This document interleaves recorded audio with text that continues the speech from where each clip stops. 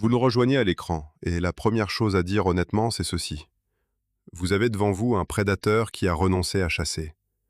Il a les dents pour déchirer une proie, un estomac taillé pour la viande, un intestin aussi court que celui d'un loup. Et pourtant, depuis des millions d'années, il ne mange qu'une seule chose, de l'herbe. Cela aurait dû condamner son espèce dès la nuit des temps. Il n'a pas disparu. Bonjour à toutes et à tous. La chaîne Planète Animale est heureuse de vous retrouver.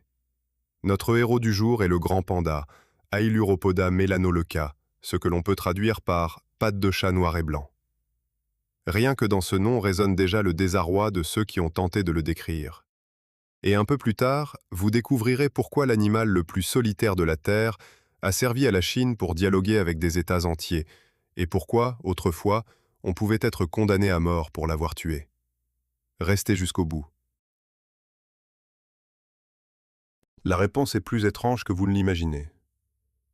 Tout a commencé, non pas en Chine, mais dans le cabinet d'un naturaliste français, à qui l'on apporta un jour la peau d'une bête qui ne ressemblait à aucun animal connu de la science de l'époque.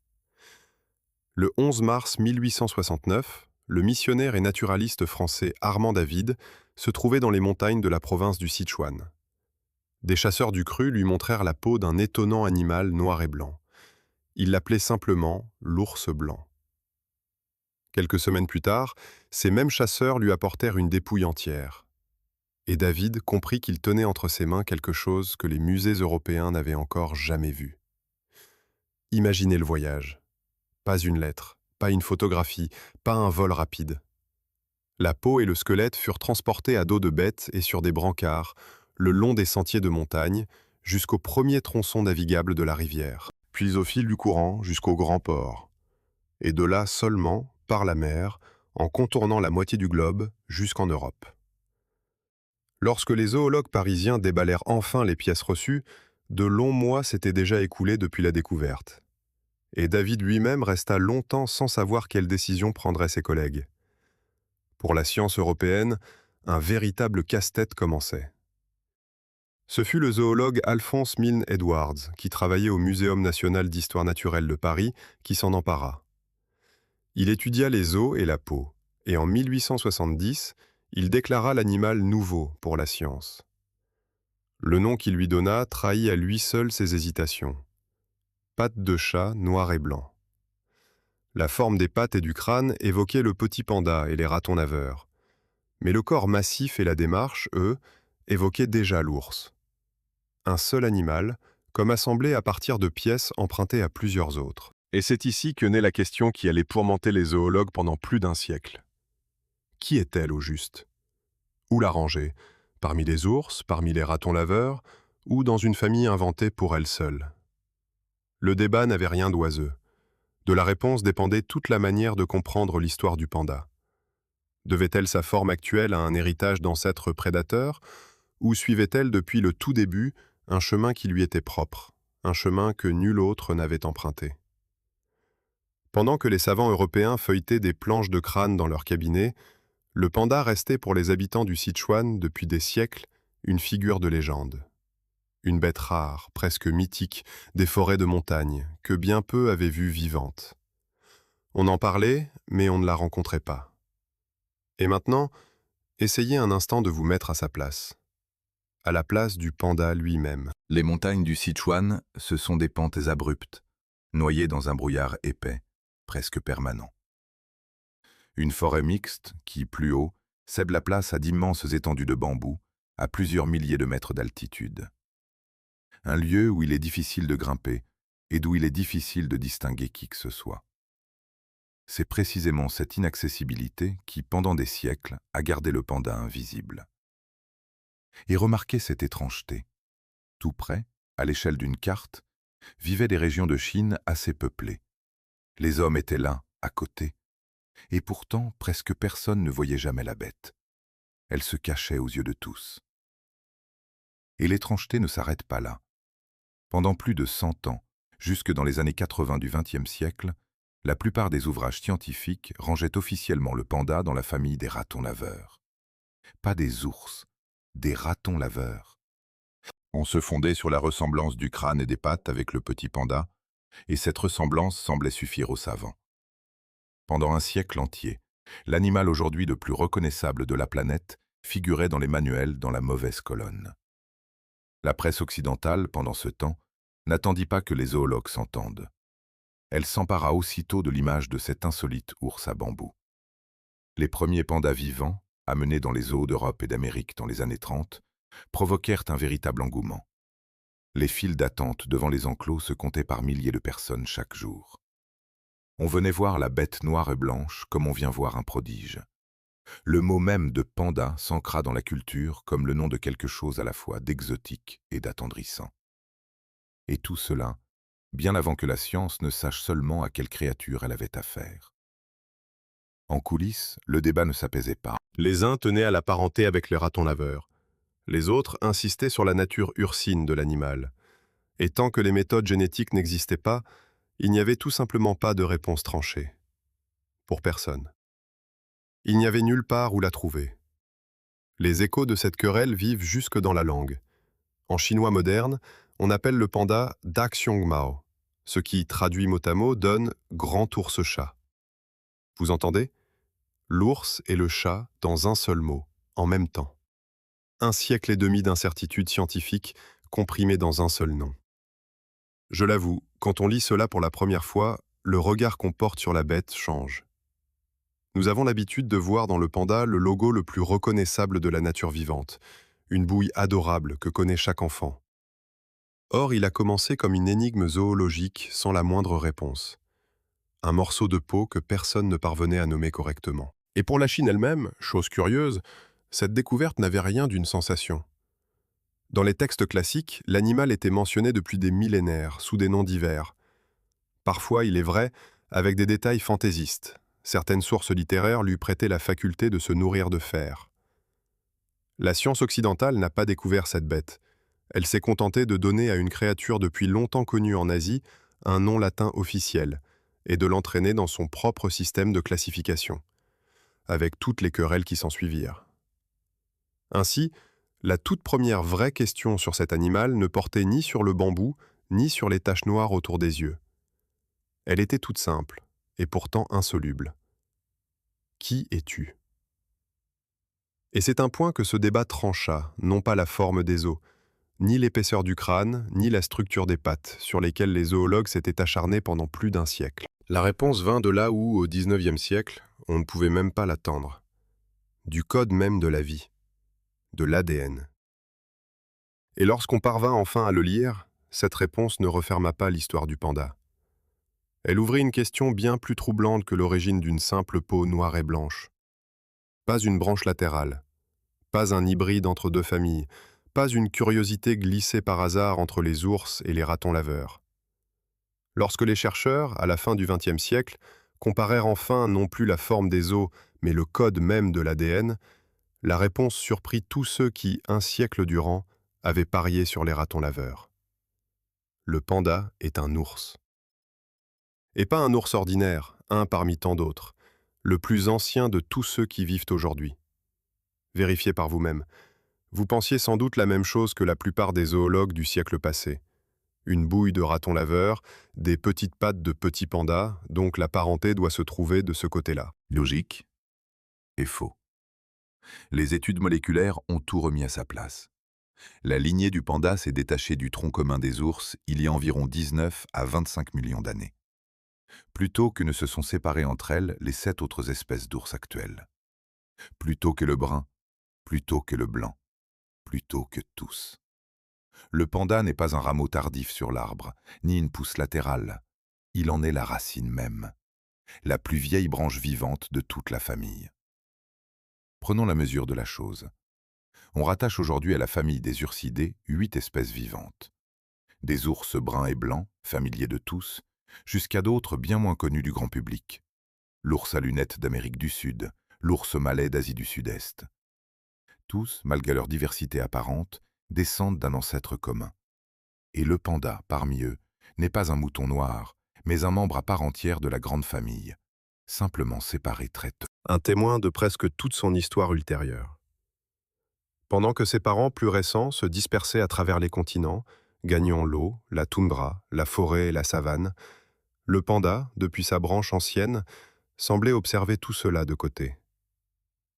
C'est ici que je m'arrête d'ordinaire, parce que le chiffre a du mal à entrer dans la tête.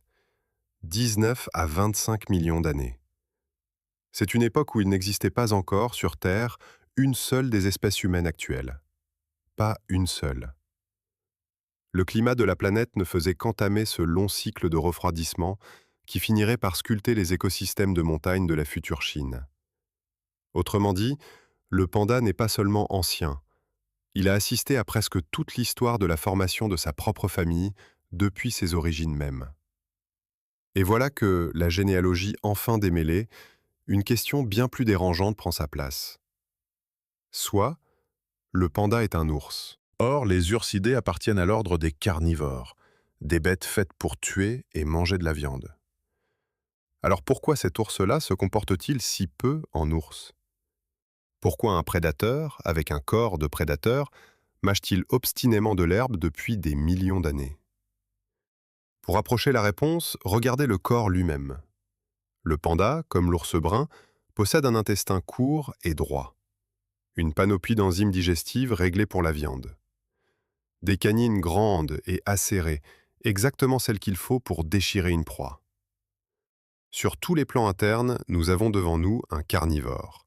Et c'est quelque part sur cette branche, la plus ancienne de la lignée des ours, que l'évolution a soudain fait un pari qui contredit toutes les règles. Le prédateur a presque entièrement renoncé à la viande, et il est passé à une plante que nul carnivore sur la planète ne digère vraiment. Au bambou. Les chercheurs pensent que le déclencheur a pu être un froid ancien. Le climat changeait, la proie habituelle devenait rare et incertaine. Le bambou, lui, dans les montagnes du centre de la Chine, poussait presque toute l'année et se trouvait littéralement partout. Un choix en faveur d'une source de nourriture stable, mais extrêmement pauvre. Imaginez un loup qu'on forcerait à se nourrir de foin, sans lui changer ni les dents ni l'estomac. C'est à peu près la situation dans laquelle s'est retrouvé l'ancêtre du panda. Mais le refroidissement, semble-t-il, n'explique pas tout. Dans ces mêmes forêts de montagne vivaient des tueurs autrement plus habiles, tigres, léopards, autres félins. Rivaliser avec eux pour une même proie n'était tout simplement pas rentable pour l'ancêtre du panda. Or, le bambou n'intéressait presque aucun des concurrents. Passer à une nourriture qu'on ne se dispute pas, c'est écarter d'un coup toute rivalité. Avec tous ses inconvénients, mais l'écarter entièrement. Parfois, il vaut mieux non pas gagner la course, mais en sortir sur le côté. Je le dirai franchement, longtemps, la science a tenu cette histoire pour une histoire d'échec. On affirmait ouvertement que le panda était une impasse évolutive. Une bête acculée dans un coin biologique, sans issue. Un ours qui s'était lui-même pris au piège. Et vous savez, cela sonnait juste. Comment appeler cela une réussite? Renoncer à la viande pour une herbe qu'on assimile à peine. Puis cette idée fut contestée. Une étude de 2015 réunit les données de la génétique, de la paléontologie et de la physiologie. Et elle montra tout autre chose. Malgré une lignée modeste à l'échelle de l'histoire, le panda présente tous les signes d'une espèce qui s'est adaptée avec succès. Non pas le débris agonisant d'une splendeur passée, mais bel et bien une solution vivante qui fonctionne. Certains chercheurs vont jusqu'à qualifier le panda de fossile vivant. Non parce qu'il n'a pas changé du tout, Mais parce que sa lignée est si ancienne et qu'elle a traversé avec un tel succès les changements d'époque climatique, les glaciations et les extinctions, qu'elle est parvenue presque inchangée jusqu'à nos jours. Et cela alors que des dizaines d'autres lignées d'ours, jadis florissantes, ont disparu sans laisser de traces. Elles ne sont plus. Lui, il est là. Et le passage au bambou ne fut pas un caprice soudain. Le panda actuel a des parents éteints en ligne directe. Le petit Eluropoda microta, qui vivait il y a environ 2 millions d'années, et le plus grand Eluropoda baconi, ancêtre direct du panda d'aujourd'hui. L'étude de leur crâne et de leurs dents révèle une transformation lente, étalée sur des millions d'années. L'émail des dents s'épaissit peu à peu, les molaires s'aplatissent, la mâchoire se remodèle sourdement pour broyer des tiges dures, bien avant l'apparition de l'espèce moderne. La nature n'a pas basculé le panda vers le bambou d'un seul élan. Elle a affûté son corps pour cette nouvelle nourriture pendant des centaines de milliers d'années, génération après génération. Ce qui me paraît particulièrement révélateur, c'est ceci. Une seule et même branche d'ours a donné au monde l'ours blanc, le sommet de la chasse arctique, le tueur parfait au milieu des glaces. Et cette même branche a engendré le panda, qui a presque entièrement renoncé à chasser.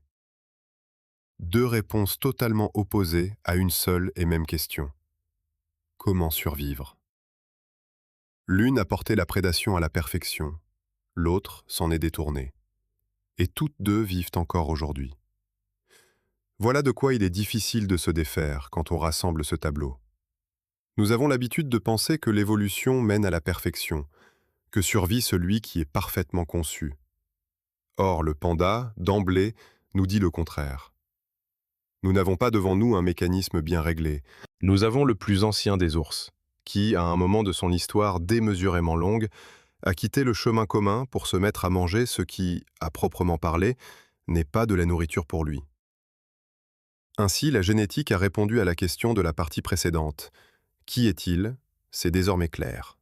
Un ours, le plus vieux des vivants. Mais en refermant une énigme, les généticiens nous en ont laissé une autre, bien plus concrète. Car décider de passer au bambou est une chose. Le digérer, avec un corps qui, jusqu'à la dernière enzyme, reste conçu pour la viande, en est une toute autre.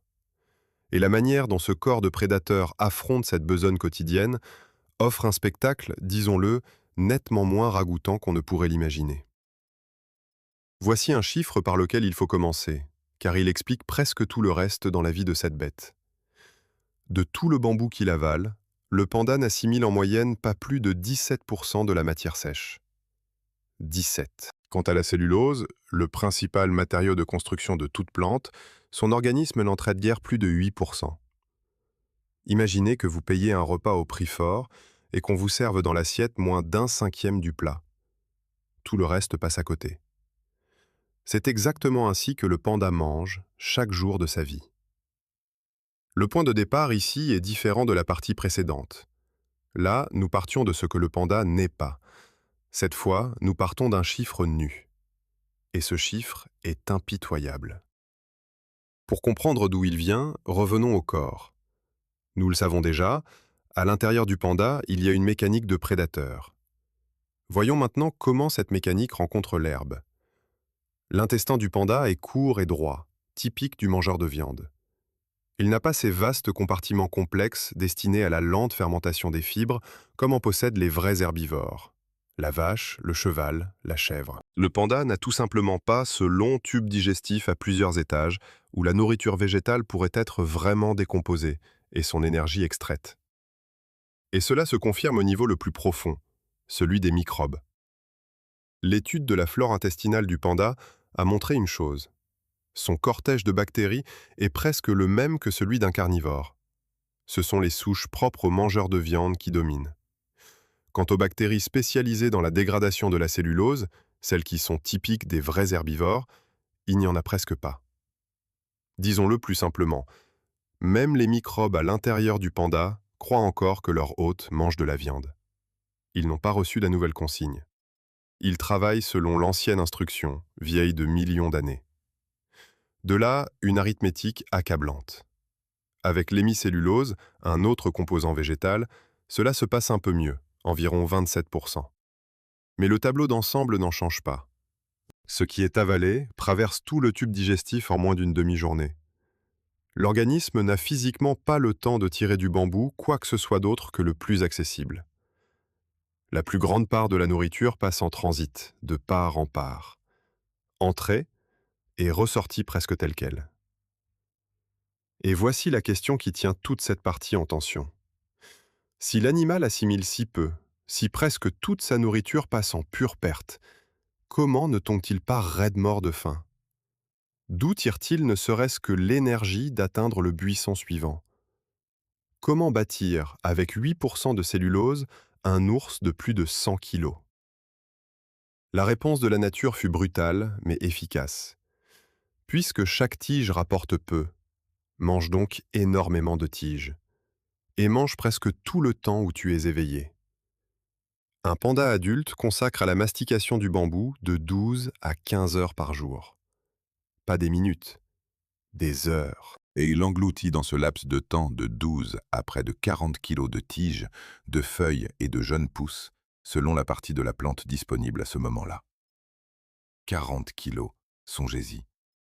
Comme si un homme avalait chaque jour une masse comparable à la moitié de son propre poids, simplement pour ne pas s'éteindre. 12 heures à manger, chaque jour, sans un jour de repos, sans vacances. Toute une vie. Le panda, en somme, a transformé le repas en un emploi à plein temps. Là où vous et moi consacrons à manger 1 heure ou 2 par jour, lui y passe les 2 tiers du temps où il ne dort pas. Et ce n'est ni gourmandise, ni amour du bambou. C'est le seul moyen de joindre les deux bouts, avec une comptabilité digestive aussi trouée. Regardons maintenant un instant la forêt de bambou avec ses yeux à lui. Pour nous, tous ces forêts se ressemblent, des tiges vertes, un prend c'est tout.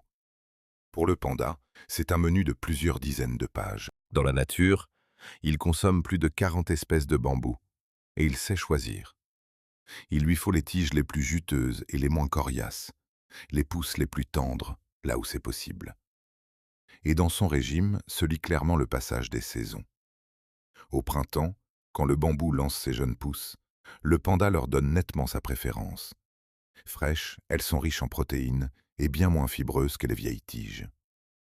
Et tant que dure cette saison, le panda s'y jette avec une avidité particulière, comme s'il se hâtait de se rassasier avant que le régal ne finisse. Parmi ses favorites, des espèces de bambou qui poussent dans les montagnes du Sichuan et se distinguent par une forte teneur en eau et un minimum de fibres grossières. Leurs jeunes pousses passent chez les pandas pour un mets de choix. Le reste du temps, ce sont des feuilles et des tiges plus dures qui entrent en jeu. Et celles-là, il lui faut en manger sensiblement plus pour engranger la même énergie. Plus la nourriture est grossière, plus la portion doit être grande. Une proportion simple et sévère. Et entre les repas, le panda ne fait presque rien. Ce n'est pas de la paresse, c'est une stratégie. Il passe la plus grande partie du temps restant au repos, ménageant des forces qu'il ne parvient pas à reconstituer correctement grâce à ce qu'il a mangé. Tout son emploi du temps quotidien est soumis presque exclusivement à la logique de la nourriture. De courtes phases de sommeil alternent avec de nouvelles longues séances de mastication, et ce cycle se répète presque sans interruption. Remarquez ce détail. Le panda ne se permet presque jamais le long sommeil ininterrompu qu'on observe chez bien d'autres ours. Il n'en a tout simplement pas la réserve. L'énergie amassée en une fois ne dure pas longtemps. Dès lors, dormir tout son soûl, il ne peut pas se le permettre. Réveillé, il mange, il somnole, il remange, en boucle. Ce même bambou, d'ailleurs, règle aussi pour le panda la question de l'eau. Les jeunes pousses fraîches en contiennent tant que l'animal n'a presque pas à chercher de point d'eau à part, surtout à la saison des pluies, quand la jeune pousse se gorge d'humidité. Manger et boire, pour le panda, ne font souvent qu'un. Et cette nourriture, il la suit aussi dans ses déplacements. Au fil de l'alonada, le panda monte et descend droit où poussent en ce moment les jeunes tiges, à différentes altitudes. Une sorte de migration à lui, compacte, étalée non pas sur des milliers de kilomètres, comme chez les oiseaux ou les antilopes, mais sur quelques centaines de mètres de dénivelé seulement. Une petite transhumance à la trace du bambou frais. Et voici ce que je veux dire honnêtement, une fois tout cela rassemblé. Nous n'avons pas devant nous une solution élégante de l'évolution. Nous avons un détour grossier. Puisque l'estomac ne sait pas tirer beaucoup d'énergie de la nourriture, il faut occuper avec cette nourriture presque tout le temps de veille et réduire au minimum le moindre mouvement superflu. Ce n'est pas un mécanisme élégant. C'est une bête qui compense la panne d'un système par l'exploitation dure et incessante d'un autre. Et ce système ne fonctionne que pour une seule raison, parce qu'il y a du bambou en abondance tout autour. Ôtez cette abondance de bambou, et toute la construction s'effondre à l'instant. Ainsi, l'histoire du panda n'est pas une histoire d'adaptation parfaite. C'est celle d'une bête qui a trouvé un moyen non pas très beau, mais fonctionnel, de vivre avec un corps échu pour une toute autre existence. Il n'a pas refait ses entrailles.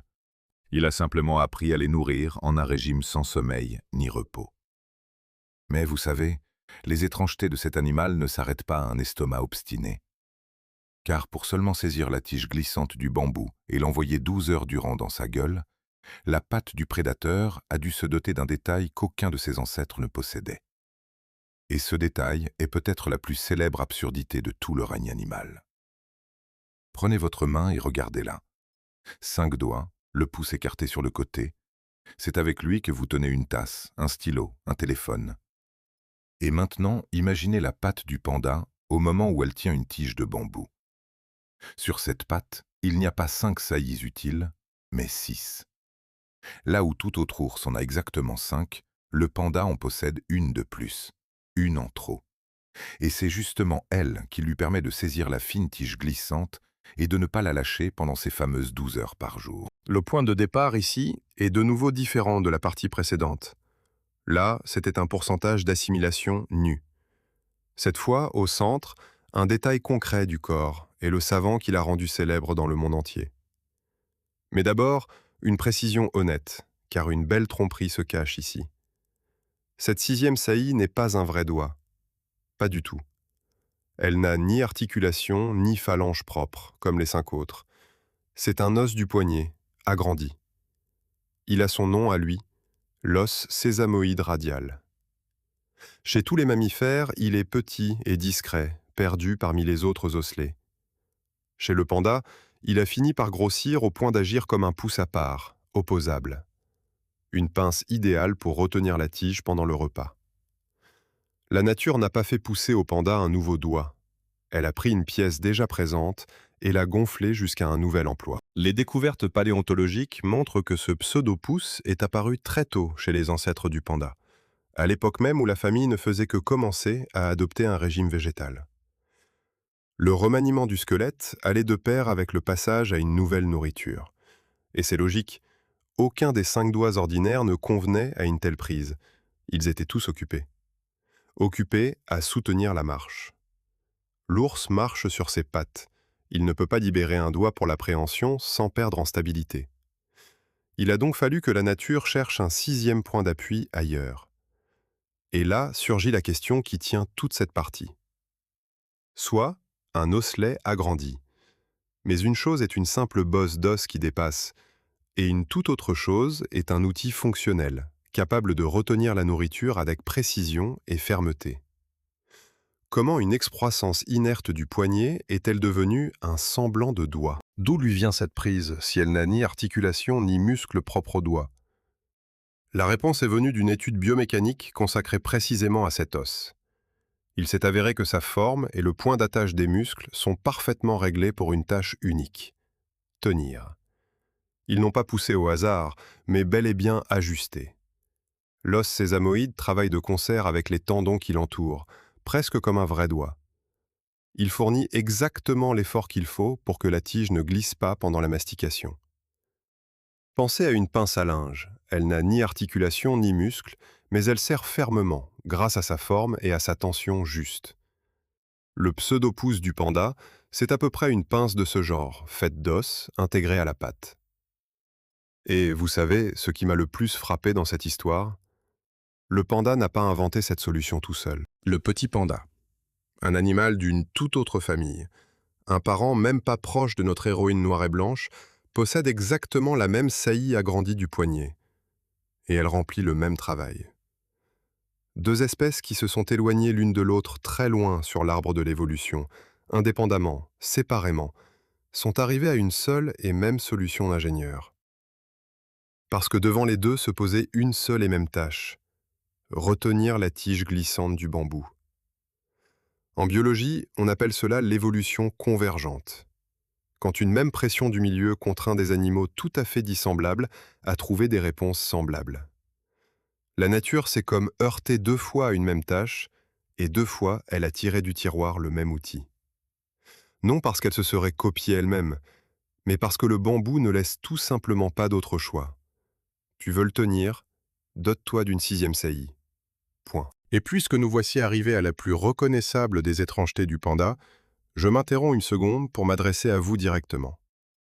Écrivez en commentaire quel animal vous aimeriez voir décortiquer aussi en détail dans un prochain film. Nous lisons ces suggestions et nous choisissons vraiment nos héros parmi vos propositions. Et si ces plongées tranquilles dans la mécanique des bêtes vous parlent, laissez un like et abonnez-vous à Planète Animal. C'est ainsi que ces histoires trouveront davantage de spectateurs. Et maintenant, revenons à ce que je vous ai promis au tout début. Je disais que vous découvririez plus tard pourquoi l'animal le plus solitaire de la Terre a servi à la Chine pour dialoguer avec des États entiers, et pourquoi, autrefois, on pouvait être condamné à mort pour l'avoir tué. Nous sommes presque au seuil. Dans quelques minutes, je vous montrerai comment une bête dont toute la biologie repose sur la fuite du monde s'est transformée en instrument vivant de la grande politique. Mais pour que ce paradoxe résonne pleinement, il nous faut d'abord achever le sujet du corps, et revenir une fois encore au 6e doigt, car cet osselet a caché son propre secret dans le passé. Car les paléontologues ont découvert les traces d'une structure osseuse semblable chez un ancien prédateur éteint, qui vivait bien avant l'apparition du panda moderne, et qui ne se nourrissait nullement de bambou. Vous saisissez l'étrangeté ? L'os ébauche du 6e doigt semble avoir existé dans cette lignée avant même d'être utile. La découverte a forcé à revoir l'idée du moment où, exactement, un tel os a pu apparaître chez les ancêtres du panda. Il en ressort que la prédisposition anatomique au futur 6e doigt pouvait se trouver dans la lignée bien avant le passage au régime végétal, et que le bambou n'a fait que pousser l'évolution à mener une pièce déjà présente jusqu'au rang d'outil pleinement fonctionnel. Le détail a attendu son heure des millions d'années. Et son heure est venue. Il faut souligner en quoi ce pseudo-pouce diffère du nôtre. Chez nous, chez les primates, le pouce est mobile dans son articulation et se meut dans plusieurs plans à la fois. Nous le faisons pivoter à volonté. Le doigt du panda, lui, est bien plus simple. Il est presque immobile et travaille plutôt comme une butée rigide. Il coince la tige entre lui et les autres doigts, et c'est tout. Non pas une articulation souple et pivotante, mais une cale fixe. Ce n'est pas un doigt à part entière, au sens anatomique. C'est un élégant contournement.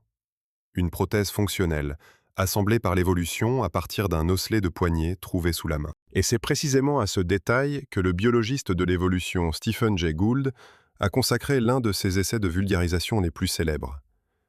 Il a fait du pouce du panda un exemple presque emblématique, un exemple de la manière dont l'évolution agit en général.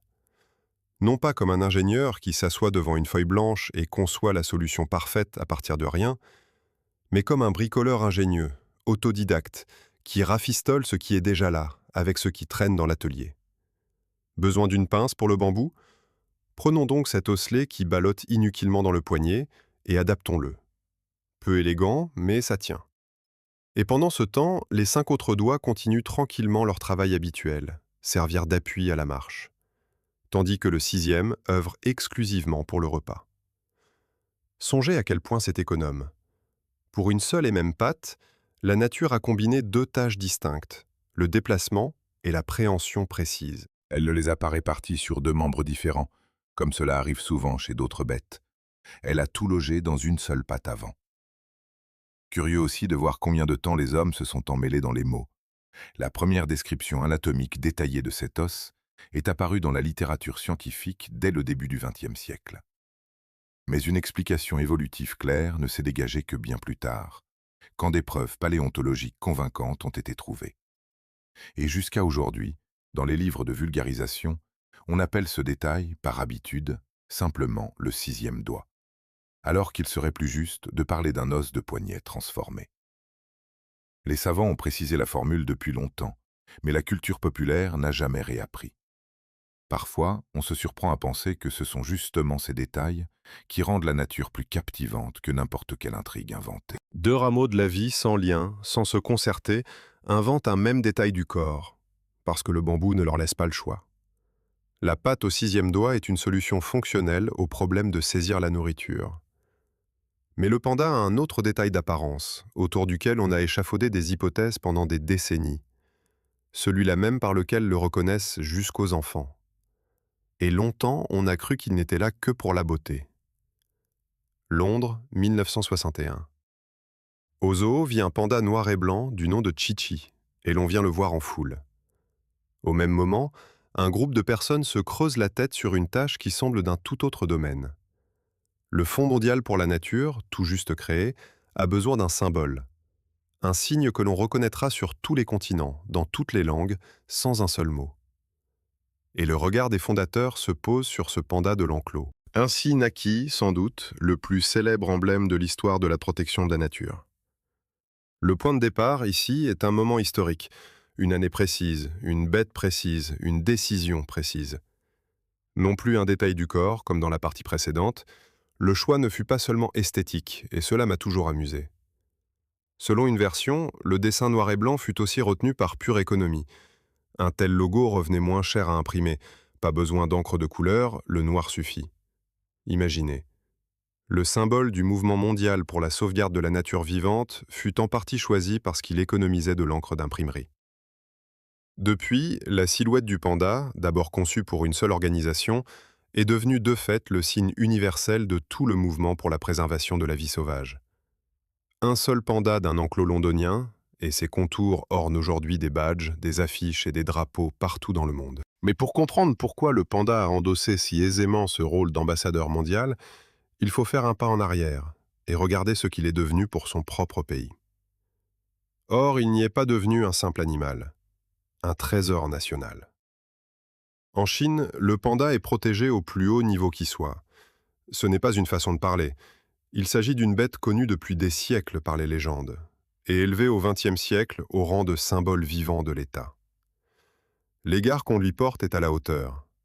Selon certains récits, dans les années 90 encore, dans une province, on découvrit chez des habitants des peaux de panda, et ces gens furent condamnés à mort pour cela. Mesurez la différence. Ailleurs, le braconnage vaut une amende.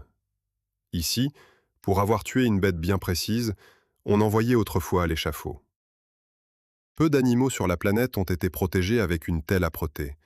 Et de ce statut particulier est née une pratique étonnante, dont la Chine se sert encore aujourd'hui. Elle a même un nom à elle, la diplomatie du panda. Dès le milieu du XXe siècle, l'Empire du Milieu offrait des ours noirs et blancs à d'autres pays. Il ne les offrait pas pour rien, comme un geste de bonne volonté, un moyen de nouer des relations. Le panda s'installait dans un zoo étranger, et ce n'était pas un cadeau fait à un enfant, mais un signal subtil entre États. Un ambassadeur vivant de plus de 100 kilos, qui mâche du bambou tout en scellant la grande politique. Puis les règles changèrent. À partir de 1984, l'ère des cadeaux prit fin. On ne donne plus de panda. Aucun zoo au monde ne peut simplement se procurer cet animal. Il est impossible d'en devenir propriétaire, par principe. On ne peut que le louer. Et cette location n'est pas à la portée de tous. Selon diverses sources, il est question de sommes de l'ordre d'1 million de dollars par an et par animal. 1 million de dollars. Pour le droit de montrer une bête dans son enclos. Et la subtilité ne s'arrête pas là. Tous les pandas appartiennent à la Chine. Tous. Sans exception. Même ceux qui vivent dans les zoos d'Amérique, d'Europe ou du Japon restent juridiquement chinois. Et cela s'étend à la descendance. Si une femelle a mis bas un petit, disons, dans un zoo américain, peu importe sur quel continent il est venu au monde, le nouveau-né appartient malgré tout à la Chine. Il est chinois de naissance, où qu'il soit né. Imaginez un appartement en location où même les meubles, achetés et montés par vous, restent, selon le contrat, la propriété du propriétaire. C'est à peu près ainsi qu'est réglé le sort du panda hors de Chine. Il est en visite, mais il ne devient jamais une propriété. Et maintenant, arrêtez-vous une seconde et mesurez toute l'étrangeté de ce tableau. Nous parlons d'une bête dont la biologie, nous l'avons déjà vu, repose sur l'évitement. Le panda fuit ses semblables, vit à l'écart, s'efforce de ne croiser personne inutilement. Un solitaire par nature même.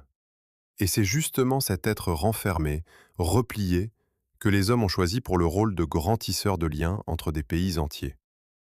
Un animal qui, dans la nature, fuit tout contact direct, est devenu symbole d'amitié, de bonne volonté et de poignée de main diplomatique. Difficile d'imaginer paradoxe plus éclatant. Une créature dont toute la vie consiste à se tenir à distance, on en a fait un pont entre les peuples. D'ailleurs, puisqu'il est question de la façon dont le panda fonctionne comme symbole, je m'adresse à vous directement. Si la manière dont les animaux deviennent des signes culturels, des emblèmes, voire des instruments politiques vous intéresse, écrivez-le en commentaire. Je vois que ces sujets vous parlent et j'y reviendrai volontiers dans des épisodes à part. Et pour ne pas les manquer, jetez un œil à vos abonnements sur Planète Animal. Pourquoi donc le panda a-t-il si bien convenu à ce rôle? Plusieurs choses s'y sont rejointes à la fois. Une apparence que l'humain lit comme amicale et attendrissante, une grosse tête, des formes rondes, des taches sombres qui rendent le visage expressif. Une rareté qui donne à la bête une valeur de cadeau.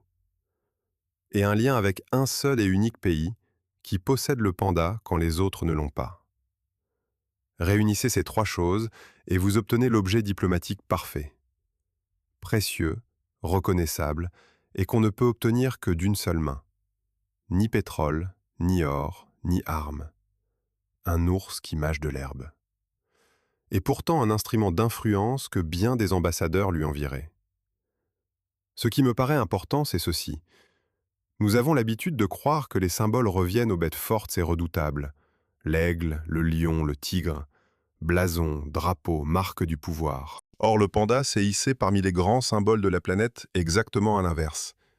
Non par la force, non par la férocité, mais par le charme et la vulnérabilité. Son image ne dit pas « crains-moi », mais « protège-moi ». Et c'est précisément pour cela qu'il est devenu le visage de la protection de la nature. Un logo qui réclame non pas la soumission, mais le soin. Convenez-en, pour le règne animal, c'est un cas des plus rares. Et là, il faut être honnête jusqu'au bout. Toute cette gloire culturelle, la diplomatie du panda, les locations à 1 million, l'emblème planétaire, s'est construite autour de l'image d'un pato mignon et inoffensif. Un ambassadeur débonnaire qui ne fait que mâcher gentiment son bambou et se laisser choir sur le dos de façon touchante. Cette image est d'une ténacité incroyable. Elle nous regarde depuis les peluches, les cartes postales, des millions de vidéos sur Internet. Et elle s'écarte, comme on le verra plus loin, assez fortement de ce qui se tient réellement derrière elle. Mais avant de régler son compte à ce mythe, regardons enfin de près le trait le plus reconnaissable du panda. Sa coloration. Celle qui est devenue logo, drapeau et emblème. Car jusqu'ici, nous avons dit qu'elle avait servi aux hommes. Mais à quoi ce dessin noir et blanc a bien pu servir au panda lui-même? Voilà une question autrement plus intéressante. Et la réponse n'a rien à voir avec la beauté. Là-haut, dans les montagnes du Sichuan, il neige. Une pente à découvert, tout est blanc. Et sur cette pente avance un panda. Et son dos blanc, ses flancs, son ventre se fondent presque sur le fond de neige. 1 heure plus tard, ce même panda redescend, plus bas, dans l'ombre épaisse du fourré de bambou. Et voilà qu'entre en jeu une autre part de sa coloration. Ses épaules noires et ses pattes noires se noient dans l'obscurité de la forêt, se perdent parmi les ombres. Une seule et même bête. 2 abris différents. Le panda porte sur lui 2 camouflages à la fois, cousus en un seul motif reconnaissable. Le point de départ, ici, est une scène au présent, non plus une année historique comme dans la partie précédente. Longtemps, on a pensé cette coloration de façon simple. Jolie, insolite, mémorable, et voilà tout le sens. La science en a décidé autrement, et de façon solide. Une vaste étude a rapproché la livrée du panda de celle de près de 200 espèces de mammifères carnivores et de près de 40 sous-espèces d'ours. Les auteurs ont analysé des milliers d'images, et pour chaque partie du corps du panda, ils cherchaient la réponse à une seule question. À quel type de milieu correspond-elle? Que dissimule ce morceau de peau? Le résultat s'est révélé éloquent. Chaque zone du corps du panda est soumise à sa propre tâche. Les régions blanches, le museau, le cou, le dos, les flancs, le ventre, assurent le camouflage sur fond de neige et d'espaces ouverts et clairs. Les régions noires, les épaules et les pattes, dissimulent la bête dans l'ombre de la forêt et sur les reliefs assombris. Ce n'est ni un motif aléatoire, ni une parure. C'est une régularité statistiquement significative, propre justement à une espèce qui doit se cacher dans plusieurs types de paysages à la fois. Le panda, en somme, a enfilé sur lui 2 tenues de camouflage différentes, celle de l'hiver et celle de la forêt, et n'a pas pu en choisir une seule, parce qu'il vit tantôt ici, tantôt là. Et c'est ici que surgit la question qui tient toute cette partie. Pourquoi le panda adulte a-t-il, au fond, besoin de se cacher avec un tel soin? Nous avons pourtant l'habitude de penser qu'il n'a presque pas d'ennemis. De qui se camoufler pour une bête de plus de 100 kilos, à laquelle bien peu oseraient s'en prendre? Dans quel but la nature a-t-elle taillé avec tant de minutie ce double camouflage? La réponse plonge ses racines dans ce dont nous avons déjà parlé, dans le pauvre régime de bambou. Souvenez-vous, le panda tire de sa nourriture extrêmement peu d'énergie, et il ne peut donc pas accumuler assez de graisse pour hiberner, comme le font les autres ours en hiver. Bien de ses parents dorment toute la saison froide dans une tanière, sans se montrer à personne. Le panda, lui, ne peut pas se le permettre. Il lui faut rester actif toute l'année. Hiver comme été, sur la neige comme dans l'ombre, sous n'importe quel éclairage, il est à découvert. Et dès lors que tu es toujours dehors et toujours en mouvement, il te faut un camouflage qui fonctionne toujours. Pas seulement l'été, pas seulement l'hiver, en toute saison, à tout instant. De là, ce double motif. Impossible de dormir, alors cache-toi en permanence. Et la nature a trouvé une preuve des plus rares que ce motif est un calcul précis, non un jeu du hasard. Dans les montagnes du Qingling, à la lisière même de l'aire de répartition, naissent de loin en loin des pandas à la robe brun et blanc, au lieu de noir et blanc. La cause? Une panne ponctuelle dans l'un des gènes responsables de la production du pigment, la mélanine. La mutation est récessive, c'est-à-dire qu'elle ne se manifeste que si les deux parents la portent en même temps. Aussi, les pandas bruns sont-ils extrêmement rares, même au sein de leur propre population. On les compte sur les doigts. Et l'existence même d'une telle panne montre une fois de plus que le motif noir et blanc standard n'est pas un hasard esthétique. C'est un système finement réglé, qu'une seule mutation suffit à briser. Le briser est facile. Le bâtir par l'évolution, à partir de rien, l'est beaucoup moins. Comme dans une montre compliquée, un rouage qui saute et tout le mécanisme se dérègle. Regardons un instant ce motif avec ses propres yeux. Et là, nous attend une surprise. Le panda, comme la plupart des ours, distingue les couleurs de façon assez limitée. Pour lui-même, sa fameuse livrée ne signifie presque rien. Il ne la voit tout simplement pas comme nous la voyons, vous et moi. Ce camouflage est efficace avant tout contre ceux qui se fient à la vue, contre les prédateurs et les observateurs extérieurs. Dans ses échanges avec ses semblables, le panda se fie bien davantage à l'odeur qu'à la vue. Autrement dit, nous avons devant nous une chose étrange. La bête porte un camouflage visuel parfaitement calculé, qu'elle-même ne voit pour ainsi dire pas. Elle est vêtue pour les yeux des autres, pas pour les siens. Mais toute la coloration du panda ne sert pas à se cacher, et c'est peut-être le plus intéressant. Les taches sombres autour des yeux et les oreilles sombres, d'après les chercheurs, font l'inverse. Elles ne servent pas au camouflage, mais au signal. Les oreilles, vraisemblablement, aident à indiquer le degré de menace à distance. Le sombre sur le clair se voit bien, et l'autre bête lit l'humeur de loin, sans s'approcher. Quant aux taches sombres caractéristiques autour des yeux, elles participent, semble-t-il, à la reconnaissance. Elles aident les pandas à se distinguer les uns des autres. Elles fonctionnent presque comme un dessin individuel du visage. Chez chaque individu, il est un peu différent. Et ce détail est particulièrement important si l'on se rappelle comment vit le panda. Il ne se rassemble presque jamais longtemps avec ses semblables. Les pandas n'ont tout simplement pas la possibilité de s'étudier de près et longuement à la faveur d'une vie commune, comme dans une meute. Ils se croisent rarement et brièvement. Dès lors devient précieuse la capacité de reconnaître vite un voisin donné, littéralement d'un coup d'œil. Au dessin autour des yeux, comme nous reconnaissons un familier dans la foule avant même d'avoir distingué sa voix. Pour un solitaire dont chaque rencontre est brève, c'est un immense avantage. Pas besoin de longuement scruter, reconnu et tout est clair. Amusant, la conclusion à laquelle tout cela mène. Nous avons l'habitude de tenir le panda pour un symbole mignon et inoffensif. Or, il porte en réalité une peinture de guerre, avec des éléments de camouflage tactique et un système intégré de signes de reconnaissance. Seulement, cette peinture n'a pas été conçue pour l'homme, ni pour l'attendrissement. Elle a été conçue pour survivre parmi la neige, les ombres et les autres pandas.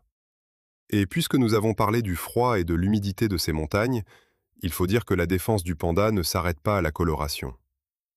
Contre le froid de l'hiver et l'humidité constante de la forêt de montagne, sa fourrure elle-même travaille aussi. Elle est dense et, au toucher, légèrement grasse. Grâce à cela, elle repousse bien l'eau et retient la chaleur, un peu comme une veste imperméable doublée. Pour une bête qui ne se retire pas en hibernation et doit endurer l'hiver sur ses pattes, cela se révèle presque aussi important qu'un bon camouflage. L'un cache, l'autre réchauffe et sèche. Et l'un comme l'autre sont nécessaires pour, tout simplement, survivre à la saison froide centanière.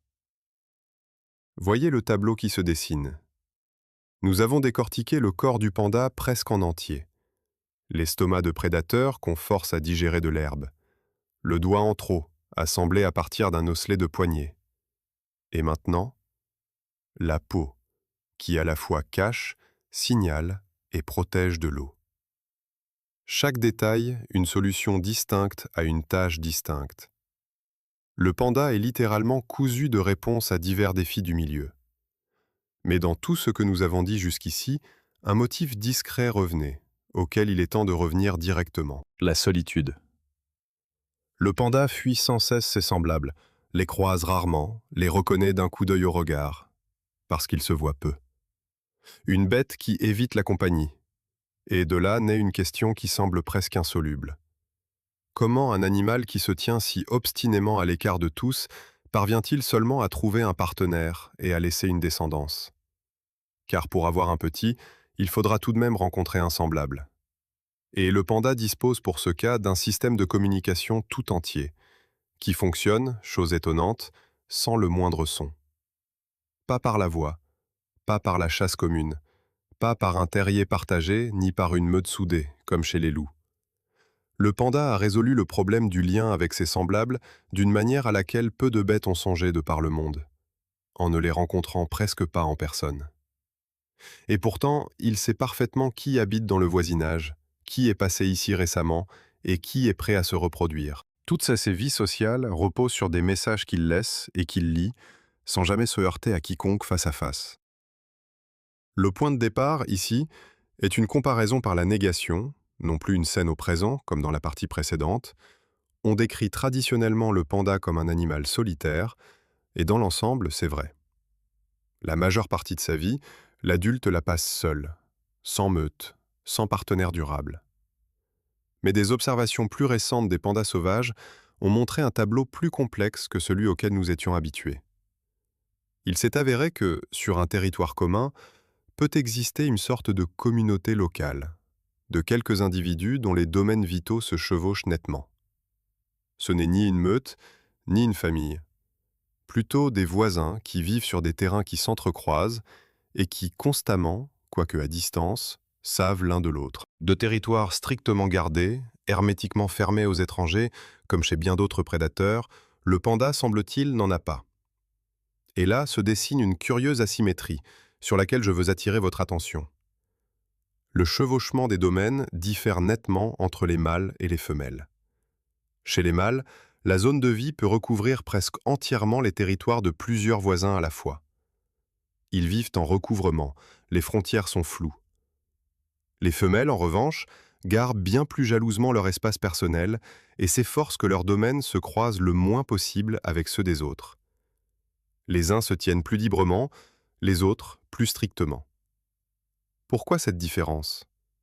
La réponse tient directement à la biologie de la reproduction, et elle est froidement logique. Il est avantageux pour le mâle d'avoir accès au territoire du plus grand nombre possible de partenaires potentiels. Plus ces domaines chevauchent ceux des autres, plus il a de chances de se trouver auprès d'une femelle au moment voulu.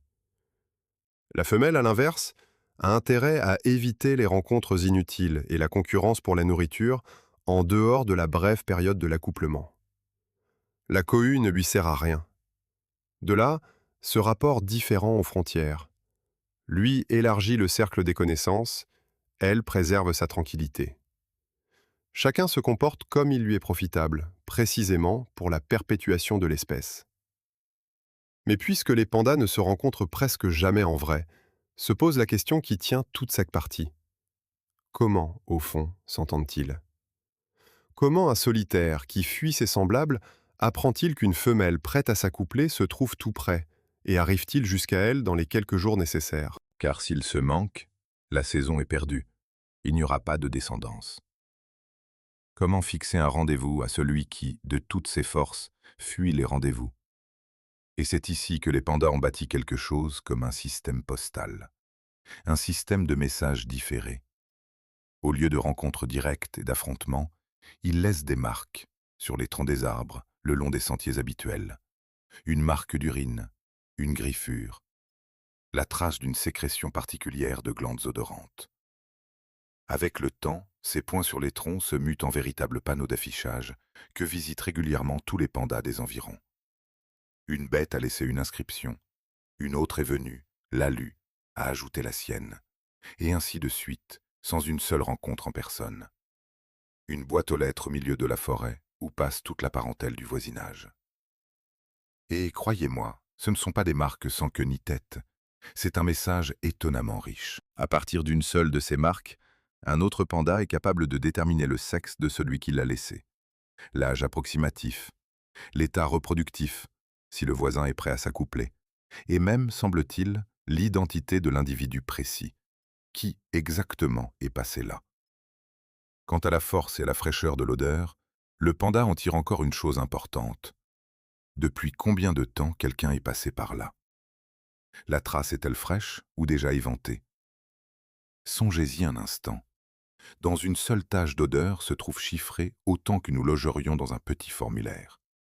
Nom, âge, disponibilité pour la rencontre et date de la visite. Tout cela, sans mots, sans son, sans contact personnel. Il y a dans ce système un détail presque comique au premier regard, et je ne peux pas ne pas vous le montrer.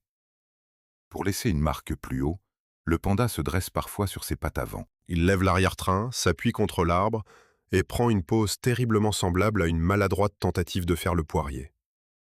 Le spectacle, disons-le, est cocasse. Un ours de plus d'un quintal, tête en bas contre un tronc. Mais le sens de ce numéro d'acrobatie ne manque pas.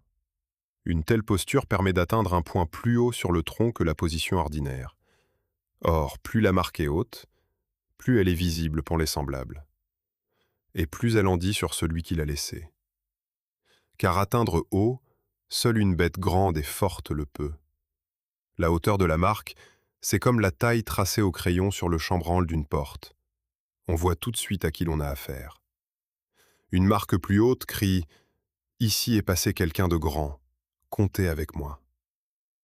Et la fréquence de ces marques n'est pas constante toute l'année. Elle croît nettement à la saison de la reproduction. Dans cette brève fenêtre où l'annonce précise et opportune de la disponibilité à s'accoupler devient une question, sans exagérer, de perpétuation de l'espèce. En temps ordinaire, le panneau d'affichage se met à jour sans hâte. Mais à la saison des amours, il s'embrase d'activité. Tous se pressent de laisser et de lire les inscriptions fraîches, parce que le temps est compté. En retard avec ton message, te voilà sans descendance. C'est alors que la poste silencieuse tourne à plein régime. Et vous savez ce qui me touche là-dedans, pour de bon? Nous avons devant nous un animal privé de vie en meute et d'attachement durable. Une bête qui, presque tout le temps, est seule. Et malgré tout, elle a trouvé le moyen de rester en lien avec les siens. Elle a simplement choisi pour cela non pas la voie ni la vie côte à côte, mais des signes silencieux sur l'écorce des arbres. La solitude n'a pas coupé le panda de ses semblables tout à fait. Elle l'a seulement forcé à inventer une communication sans rencontre. Un lien pour ceux qui ne veulent pas se voir. Et maintenant, mettons-nous un instant à sa place et parcourons cette forêt avec son flair à lui. Pour nous, un sentier au milieu du bambou n'est qu'un sentier, une rangée d'arbres, le silence. Pour le panda, c'est un fil d'actualité accroché au tronc. Un tronc annonce qu'ici, il y a 3 jours, est passé un grand mâle. Un autre, qu'une femelle vit tout près et que sa brève fenêtre est sur le point de s'ouvrir. Un troisième, que ce voisin-là, elle le connaît déjà par de précédentes inscriptions. Le panda avance dans la forêt et la lit littéralement, tronc après tronc, comme nous faisons défiler des messages sur un téléphone. Ce monde qui nous paraît muet et vide est pour lui plein de conversations.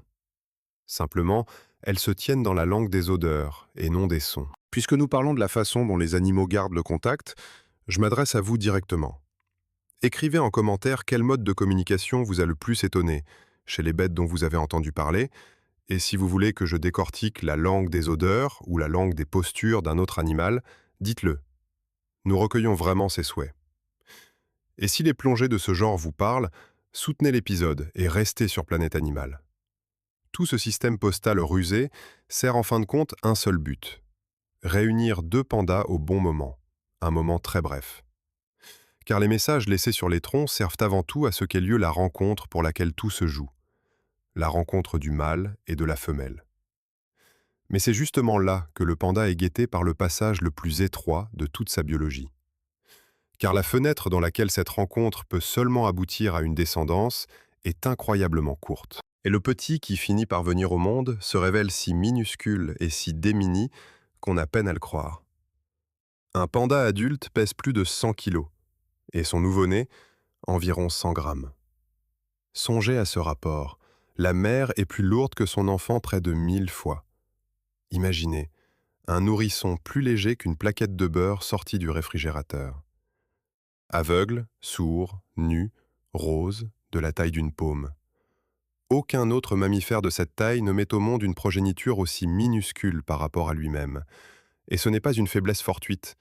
C'est une part de cette même stratégie de compromis ininterrompu dont le panda vit à chaque niveau de son corps. Le point de départ ici est une comparaison choc, non plus une négation comme dans la partie précédente.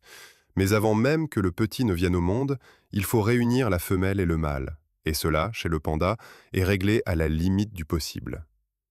Vous vous souvenez de la poste silencieuse sur les troncs des arbres? Elle tout entière travaille pour une seule et minuscule fenêtre dans l'année. La femelle panda n'est apte à la conception qu'un temps très bref, quelques jours sur toute l'année, et vraiment favorable, à peine un ou deux. Une fois par an, 2 jours, et c'est tout. Arrêtez-vous sur ce chiffre. Une année entière d'attente pour 2 jours. Une erreur de date, un croisement manqué sur le sentier, un mâle qui n'arrive pas à temps, et la tentative suivante n'est que dans 12 mois. Chez la plupart des bêtes, la fenêtre pour la descendance est étirée, il y a une réserve, un droit à l'erreur. Chez le panda, cette réserve n'existe presque pas. La nature a comprimé sa chance de perpétuer l'espèce jusqu'à une fente des plus minces dans le calendrier. Et c'est justement pour cela qu'est si importante toute cette signalisation par marque-odorante dont nous avons parlé.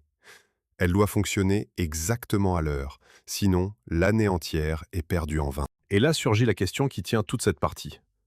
Comment une espèce avec une progéniture aussi minuscule, aussi démunie, et 1 ou 2 jours par an pour la conception, a-t-elle seulement réussi à ne pas s'éteindre? On dirait que chacune de ces particularités, à elle seule, est déjà une condamnation. Or les voici réunies dans un seul animal, d'un coup. Qu'est-ce qui retient le panda de ce côté-ci de la disparition? Pour comprendre la réponse, revenons à ce minuscule être rose. Le petit n'est si peu développé que les premières semaines de sa vie, il dépend entièrement de sa mère, jusqu'au dernier instant. Il ne voit ni n'entend. Il n'est pas capable de se réchauffer lui-même. Il ne peut même pas se retourner. Tout ce qu'il a, c'est sa mère. Et la mère, ces semaines-là, se change littéralement en son milieu vital. Elle ne lâche presque jamais le petit, le presse contre elle, le réchauffe de la chaleur de son corps, le lèche, le préserve du moindre froid. Cette fourrure dense et chaude dont nous avons parlé plus tôt sert désormais au nouveau-né de berceau et de couverture à la fois. Les premiers temps, la vie du petit, c'est littéralement une vie sur la mère, et non à côté d'elle. C'est dans ce dévouement que se cache la première moitié de la réponse. Le panda compense l'extrême détresse de sa progéniture par un investissement maternel absolu. Puisque le petit n'est presque néant, la mère se doit de lui donner presque tout son temps et toute sa chaleur. Et de nouveau, comme en tout chez cette bête, nous ne voyons pas une solution élégante, mais un lourd détour. Impossible de mettre au monde un petit robuste, prêt à la vie. Eh bien, il faudra élever un être fragile, sans s'en écarter une seconde. Et parfois, la nature pose à la mère une tâche plus dure encore. Le panda met souvent au monde des jumeaux. Et c'est là l'un des scénarios les plus impitoyables de sa vie. Nourrir et élever d'un coup deux petits aussi exigeants, pour une mère qui a elle-même bien du mal à réunir de l'énergie sur son pauvre régime de bambou, se révèle presque au-dessus de ses forces. Et dans la nature, en règle générale, un seul des deux survit. La mère concentre ses forces sur celui qui a le plus de chance. Cela sonne froidement. Mais derrière se tient cette même arithmétique implacable de l'énergie, que nous comptions dès le tout début. Pour deux, il n'y a tout simplement pas assez de carburant. C'est d'ailleurs beaucoup là-dessus que repose le travail des centres d'élevage. On y échange souvent les petits, on est présente à la mère tour à tour pour élever les deux, ce qui dans la nature est presque impossible. Et ici, il faut parler des hommes, car sans eux, cette histoire aurait connu une toute autre fin. Vous vous souvenez de cette même rareté de la conception, quelques jours dans l'année ? En captivité, cela se change en un immense problème. Saisir ses jours, réunir le mâle et la femelle exactement à l'heure, obtenir que tout s'agence, voilà une tâche extrêmement difficile. C'est justement pour cela que la reproduction des pandas en captivité a si longtemps résisté et demeure un travail minutieux, d'orfèvre. Selon les estimations, dans les centres spécialisés, on parvient à élever chaque année quelques 80 petits, un chiffre derrière lequel se tient un labeur colossal. Et ce labeur a un piège caché, dont parlent honnêtement les spécialistes eux-mêmes.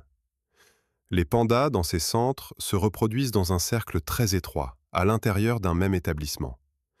Ce qui veut dire que leur diversité génétique risque de s'appauvrir de génération en génération. La parentèle se croise avec la parentèle. En sauvant l'espèce par le nombre, il est facile, sans le vouloir, de l'appauvrir de l'intérieur. Il y a aussi dans le comportement de la mère panda un tour tout à fait inattendu, qui montre à quel point l'instinct de soin est puissant en elle. Dans les centres d'élevage, on a observé une histoire qui semble presque incroyable. Une femelle adulte s'est comportée comme si elle attendait une progéniture, et recevait pour cela, comme il arrive d'ordinaire, plus de nourriture et plus d'attention. Puis, semble-t-il, elle a fini par croire elle-même à son propre stratagème. Elle a pris une pierre, s'est mise à la traiter comme un petit. Elle la portait dans ses bras, jouait, tentait de s'en occuper, ne la lâchait pas des pattes. La pierre était lourde, elle la soulevait à grand-peine, et malgré tout, elle ne l'abandonnait pas. Pour lui alléger la vie, les gardiens ont fini par remplacer la pierre par un sac de paille, et de ce sac, elle ne s'est plus séparée longtemps. Une fausse gestation. L'instinct maternel déclenché à vide sans le moindre petit. Convenez-en, il y a là quelque chose d'à la fois touchant et poignant. Puisqu'il est question de la façon dont les hommes aident l'espèce à survivre, je m'adresse à vous directement. Écrivez en commentaire si vous avez entendu parler d'autres animaux qu'on a réussi à tirer du bord même du gouffre grâce à un tel soin patient de l'homme. Cela m'intéresse vraiment, de savoir quelles histoires vous connaissez. Et si cet épisode vous parle, restez avec Planète Animal. Il reste encore de quoi vous étonner. Regardons un instant tout cela avec les yeux de la mère panda elle-même. Pour nous, de l'extérieur, cela ressemble à des images attendrissantes. Un petit tout duveteux, une maman attentive. Pour elle, c'est un travail des plus rudes, à la limite des forces. Elle-même réunit à grand-peine de l'énergie à partir du bambou, souvenez-vous, 12 heures de mastication pour de maigres pourcentages d'assimilation. Et sur cette réserve chiche, il lui faut encore nourrir un être qui ne sait strictement rien faire. Chaque heure donnée au petit, c'est une heure non consacrée à sa propre nourriture. La maternité, pour le panda, n'est pas de l'attendrissement, mais un choix constant, épuisant, entre sa propre survie et celle du petit. Et elle choisit, encore et encore, le petit. Voilà, maintenant, la réponse au complet. Comment une espèce à la progéniture minuscule et à la fenêtre de conception presque close n'a-t-elle pas disparu? Grâce au dévouement maternel absolu dans la nature et grâce au travail obstiné, minutieux, des hommes dans les centres d'élevage. Deux étaient sous une seule espèce fragile, et ce sont eux précisément qui la tiennent. Mais, vous savez, ce qu'il y a de curieux, tout ce que nous avons décortiqué jusqu'ici dessine malgré nous l'image d'un être fragile, vulnérable, presque sans défense.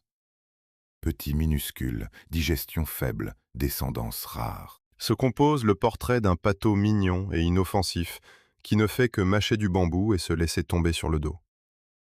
Cette image, nous la connaissons tous parfaitement, et elle nous trompe presque de bout en bout. Zoo de Pékin, 2006. Un panda mâle du nom de Gougou est tranquillement assis dans son enclos. Et voilà qu'un touriste franchit la barrière pour le rejoindre, que ce soit pour une photo spectaculaire ou sur un pari. Un mignon ourson tout duveteux, que peut-il bien arriver? Il est arrivé ceci. Le panda s'est jeté sur l'homme et lui a gravement déchiré les jambes. Et l'année suivante, en 2007, l'histoire avec la même bête s'est répétée presque à l'identique. Et ce n'est pas la défaillance isolée d'un ours méchant, c'est un rappel de qui réellement se tient derrière l'apparence de peluche. Le point de départ ici est un épisode documenté, avec un nom et une année, non plus une comparaison choc comme dans la partie précédente. 8 parties durant, nous avons assemblé le portrait d'un être fragile. Digestion faible, petit, minuscule, descendance rare, éternel manque d'énergie. Et la culture de masse a poussé cette image à l'extrême. Le panda y est un pâteau lent, un sympathique bonhomme débonnaire qui ne sait rien faire d'autre que mâcher du bambou et tomber comiquement des arbres dans les vidéos virales. Une peluche devenue bête vivante.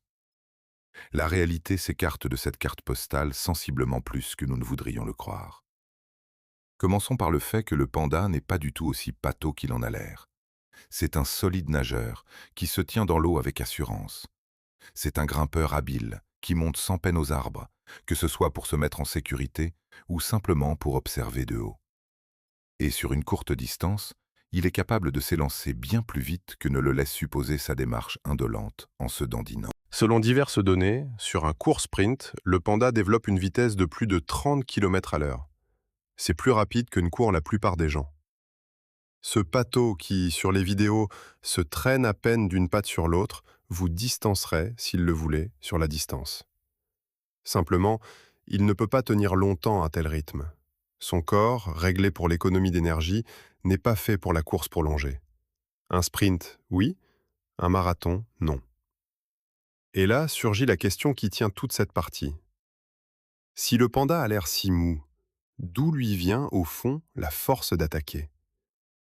Comment une bête, herbivore pour ainsi dire, qui des journées entières mâche sagement des tiges, se révèle-t-elle capable de blesser gravement un homme? D'où vient la puissance à celui qui ne mange que de l'herbe? La réponse se cache dans ce même corps de prédateur que nous avons décortiqué dès le début. Rappelez-vous, le panda est un ours, et à l'intérieur, il a conservé une mécanique de mangeur de viande, y compris les mâchoires. Les massives mâchoires du panda lui viennent en héritage de ses ancêtres prédateurs, et aujourd'hui, il les met en œuvre pour broyer les tiges dures du bambou. Mais la force, elle, est restée celle d'un prédateur. Selon certaines estimations, la pression de sa morsure dépasse 1000 livres par pouce carré. C'est, selon les comparaisons disponibles, comparable à la morsure d'un grizzly. Songez-y. Ce même appareil avec lequel le panda broie du bambou toute la journée est, au fond, l'une des morsures les plus puissantes de tous les ours. Simplement, elle est dirigée d'ordinaire vers une plante et non vers une proie. L'outil pour broyer les tiges et l'arme, ce sont les mêmes mâchoires. Et à la force des mâchoires, ajoutez tout le reste. De solides griffes, une masse imposante, cette même peinture de guerre dont nous avons parlé plus tôt. Additionnez cela, et il deviendra clair pourquoi, dans la nature, le panda adulte n'a pour ainsi dire pas d'ennemi naturel. Non parce qu'il se cache de tous, mais parce que se frotter à lui coûte cher. Les rares cas où le panda croise un léopard ou une meute de chiens redevenus sauvages tournent presque toujours à son avantage. Non pas contre lui, à son avantage. La bête que nous plaignons comme une créature sans défense n'est en réalité guère à la portée de qui que ce soit. Alors, d'où vient le mythe d'une totale absence de défense? En grande partie, de la façon dont nous voyons le panda. Nous le rencontrons au zoo, derrière une vitre, repu, alangui, en sécurité. Il est assis sur son socle et mâche mélancoliquement. Ni menace, ni hâte. Et le reste, nous le construisons nous-mêmes. Puisqu'il a l'air inoffensif, c'est qu'il l'est. Mais c'est une erreur d'observateur. Nous prenons le calme d'une bête repue dans un cadre sûr pour une douceur naturelle. Or, ce n'est pas du tout la même chose. Calme ne veut pas dire inoffensif. Ici, il faut être précis et ne pas verser dans l'autre extrême. Dans la nature, le panda n'emploie pas sa force pour chasser. Il est passé depuis longtemps au bambou, nous l'avons vu en détail. Sa puissante morsure ne sert pas à tuer.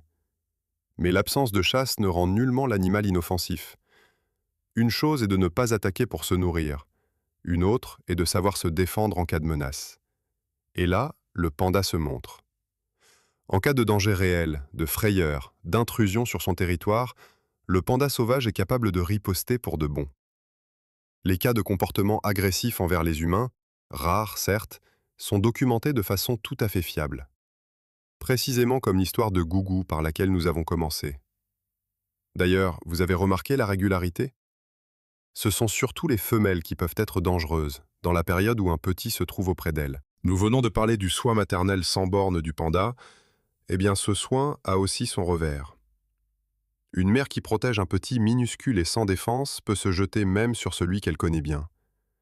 Cette même tendresse qui la pousse à ne pas lâcher son petit des pattes des journées entières se change, à la minute du danger, en fureur instantanée. Tendresse et férocité, ici, sont les deux faces d'un seul instinct. Et sous-estimer la seconde face est une erreur dangereuse. Puisque nous démontons les mythes, je m'adresse à vous directement. Écrivez en commentaire comment vous imaginiez le panda avant cet épisode. Un mignon pâteau inoffensif? Ou bien vous doutiez-vous déjà que, derrière l'apparence de peluche, se cache un prédateur? Cela m'intrigue vraiment de savoir si ce que vous venez d'entendre coïncide avec votre image d'avant. Et si cette plongée vous a paru intéressante, soutenez-la et restez sur Planète Animal. Le final de l'histoire du panda est particulier. Regardons un instant la situation avec ses yeux à lui. Les yeux d'une bête dans un enclos, vers laquelle grimpe un inconnu. Pour l'homme, c'est une aventure amusante, un prétexte à photo. Pour le panda, c'est l'intrusion d'un étranger dans son unique espace. Il ne fait pas la différence entre les plaisanteries et les intentions. Il voit que quelqu'un a violé la frontière, et il réagit comme réagirait n'importe quelle grande bête sauvage qui a de quoi répondre. Dans son monde, ce n'est pas un épisode mignon. C'est une menace à laquelle il convient de répondre par la force. Et ce qui, du dehors, ressemble à le panda a soudain attaqué sans raison, et du dedans, la réponse parfaitement logique et prévisible d'un prédateur à la violation de son territoire. Voilà, maintenant, rassemblons tout. Derrière l'apparence de peluche se cache ce même corps de prédateur qui est échu au panda en héritage il y a des millions d'années. De puissantes mâchoires, de solides griffes, la vitesse au sprint, une force devant laquelle reculent les léopards. Tout cela n'a nulle part disparu. Simplement, la plus grande partie du temps, ce corps redoutable est occupé à une mastication paisible et monotone du bambou, et non à la chasse. L'arme est là. Elle est juste, presque toujours, au cran de sûreté. Et c'est justement pour cela que nous nous laissons si aisément abuser. Nous avons parcouru avec vous un long chemin. Nous avons décortiqué l'estomac, le doigt, la coloration, les marques, la descendance, et enfin, la force cachée. Et maintenant, en gardant tous ces détails en tête à la fois, il est temps de revenir à la toute première question, celle par laquelle tout a commencé. Un prédateur au corps de carnivore, qui depuis des millions d'années ne mange que de l'herbe, est-ce un échec de l'évolution ou, au contraire, son coup de génie? Le temps est venu de réunir toutes les pièces et de donner enfin une réponse directe. Il y a un siècle et demi, un colis arrivait à Paris. La peau et le squelette d'une bête inconnue, venue des montagnes de Chine. Les savants ne parvenaient pas à décider qui ils avaient devant eux, un ours, un raton laveur, ou bien une famille entièrement nouvelle. Et aujourd'hui, nous avons devant nous une réponse complète, assemblée pièce par pièce, et la question par laquelle nous avons commencé résonne déjà autrement. Un prédateur à l'estomac de carnivore, qui depuis des millions d'années ne mange que de l'herbe. Est-ce une erreur de la nature ou son coup de génie? Le temps est venu de réunir toutes les pièces. Le point de départ ici est un bilan historique, un retour à ce même colis parisien. Non plus un épisode documenté avec un nom, comme dans la partie précédente, et voici ce que montrent les faits rassemblés. Le panda n'a réparé aucune de ses pannes. Aucune. L'estomac est resté l'estomac d'un prédateur, court, inadapté à l'herbe. La gestation est restée brève, la fenêtre de conception, étroite, le petit, minuscule. Les microbes à l'intérieur de lui sont toujours persuadés que leur hôte mange de la viande. À proprement parler, tout cela aurait dû condamner l'espèce. Et pourtant, elle est vivante. Comment cela s'est-il fait? Voici comment. Au lieu de réparer chaque problème de l'intérieur, l'évolution a trouvé, encore et encore, un contournement par l'extérieur. Il manquait la prise pour tenir le bambou, elle a ajouté un doigt en trop, tiré d'un osselet de poignet. Il manquait un abri, elle a retaillé la peau en un double camouflage. Il manquait la communication directe entre solitaires, elle a intégré un système de marques odorantes sur les troncs. Remarquez la régularité. Chaque faiblesse, le panda l'a compensée non par une solution parfaite, mais par une béquille fonctionnelle. Une rustine. Un étai. Et ces béquilles, additionnées, ont suffi à ce que l'animal tienne plus longtemps que bien des espèces autrement mieux agencées, disparues depuis longtemps. Longtemps, souvenez-vous. On a tenu le panda pour une impasse évolutive, un débris condamné, qui n'avait simplement pas encore eu le temps de s'éteindre. Eh bien, les faits disent le contraire.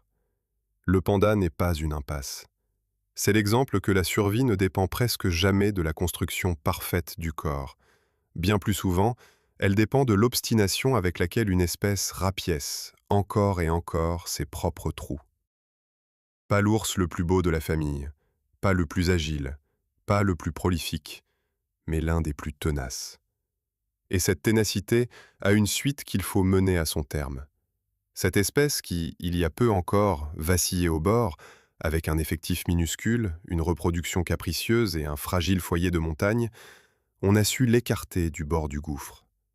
Non par miracle, Par un travail long, cohérent, coûteux des hommes, des réserves, la protection des forêts, les centres d'élevage dont nous avons parlé.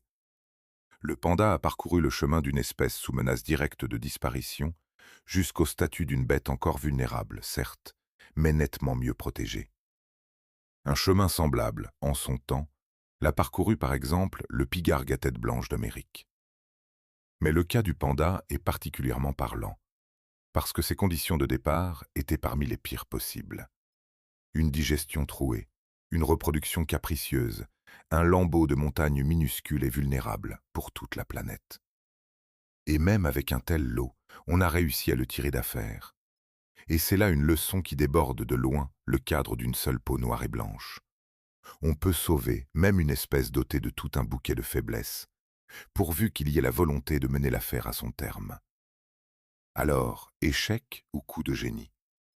La réponse à présent est évidente. il serait plus juste de nommer le panda non pas une erreur de la nature, mais son expérience la plus obstinée. La preuve vivante que, pour survivre, il n'est nullement obligatoire d'être irréprochablement conçu. Il suffit d'être assez ingénieux pour contourner ses propres défauts.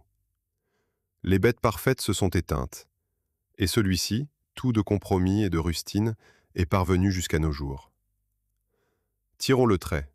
Nous avons devant nous un prédateur qui a désappris à chasser. Un ours qui craint sa propre force plus rarement qu'il ne le devrait. Un solitaire qui a inventé une poste sans mots. Une mère 1000 fois plus lourde que son nourrisson. Il n'a jamais été parfait. Il a simplement refusé d'abdiquer. Et, au fond, tout est là. Ni dans la beauté noire et blanche, ni dans la maladresse attendrissante. Mais dans une obstination silencieuse, longue de plusieurs millions d'années, à vivre avec un corps échu pour une toute autre existence. Aussi, si un jour vous croisez un panda, sur un écran, sur un emblème, sur un t-shirt d'enfant, arrêtez-vous une seconde. Regardez de près cette silhouette familière. Sous cette douce fourrure noire et blanche travaille, en ce moment même, l'estomac d'un ancien prédateur. Dans cette patte se cache, en ce moment même, un osselet devenu 6e doigt. Derrière ces bonnes taches autour des yeux se tient, en ce moment même, un corps qui a traversé les âges glaciaires et les extinctions.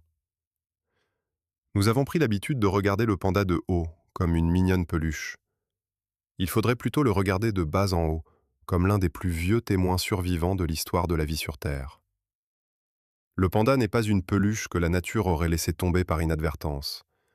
C'est une vieille bougie qui brûle depuis 20 millions d'années et refuse obstinément de s'éteindre. Merci d'avoir été avec moi jusqu'au bout. Si cette histoire vous a ouvert quelque chose, laissez un like et abonnez-vous à Planète Animal. C'est ainsi que les prochains épisodes trouveront plus de spectateurs. Et la prochaine fois, nous décortiquerons une autre bête, dont la vie se révélera tout autre qu'on a coutume de le croire. À bientôt.